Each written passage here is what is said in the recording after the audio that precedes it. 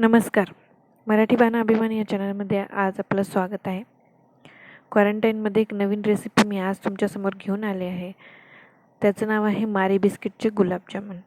तर त्यासाठी साहित्य लागणार आहे 20 Marie biscuit, 1/4 milk powder, 1 pinch baking soda, 1/4 cup milk आपल्याला मळून घेण्यासाठी आणि ऑइल तळून घेण्यासाठी तेल, त्याचप्रमाणे 1.5 कप साखर आणि 1.5 कप पाणी.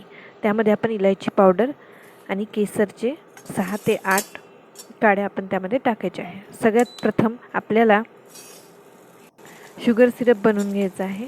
शुगर सिरप बनवण्यासाठी आपण साखर आणि पाण्याचं समप्रमाण घेऊन त्यामध्ये इलायची पावडर आणि केसर टाकून त्याला बॉईल करून घेणार आहोत. त्यानंतर डब बनवण्यासाठी आपल्याला लागणार आहे बिस्किट पावडर, मिल्क पावडर आणि सोडा.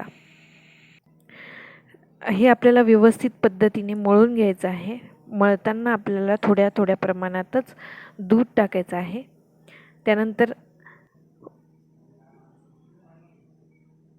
मळालेल्या गोळ्यापासून आपल्याला लिंबाच्या आकारा एवढे छोटे छोटे स्मॉल बॉल बनवून घ्यायचे आहेत आणि मध्यम आचेवरती त्याला ब्राऊन होईपर्यंत तळायचे आहेत. जसे आपले रेग्युलर गुलाबजामुन असतात त्याप्रमाणेच त्याचा कलर यायला पाहिजे.